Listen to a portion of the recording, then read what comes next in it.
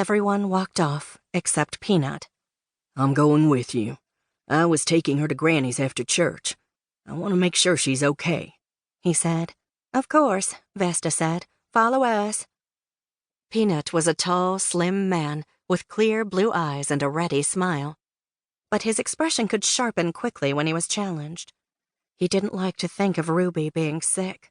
She was the brightest light in Blessings. The Conklin twins drove at a fast clip through the streets, cutting through neighborhoods to take the short route to Ruby's house. As they pulled into the driveway, Peanut drove in behind them.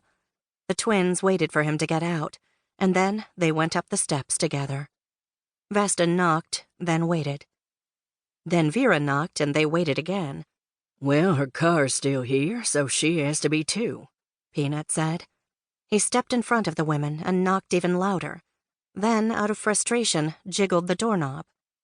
To his surprise, the door swung inward. Well then, Vera said and giggled. But Peanut wasn't laughing. Something wasn't right. He walked into the house. Ruby? Ruby, it's me, Peanut. Are you okay?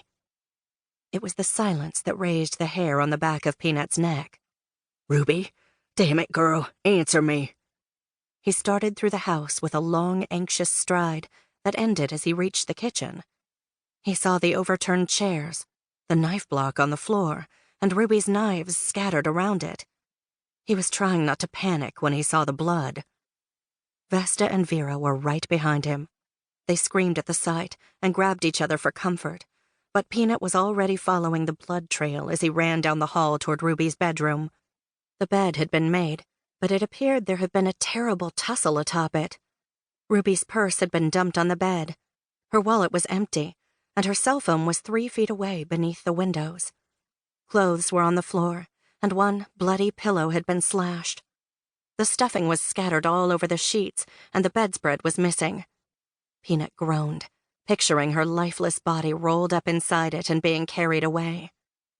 His heart was pounding as he raced into the bathroom and saw bandages and alcohol scattered all over the counter. Then he saw something had been written in blood beneath a roll of bloody gauze.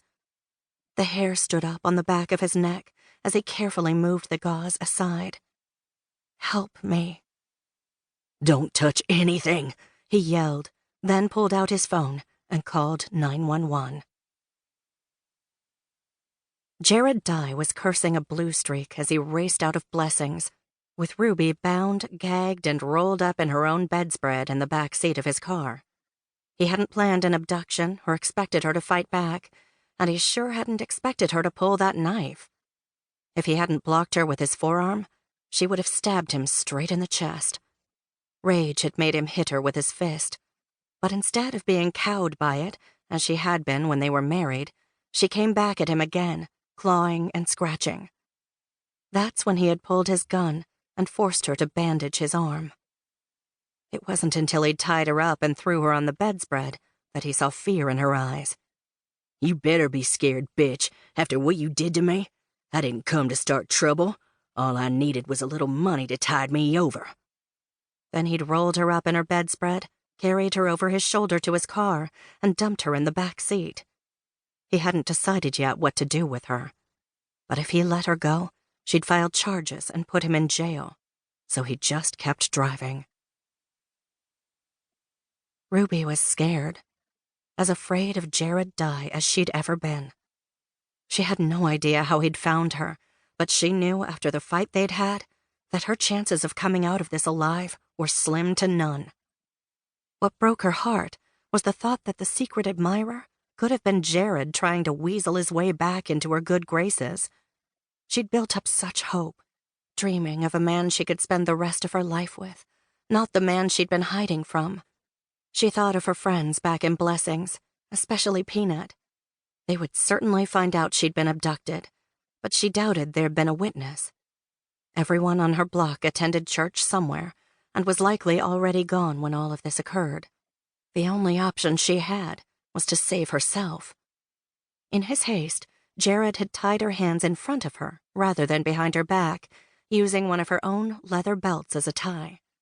The belt was thin and narrow, and he had wrapped it multiple times around her wrists before tying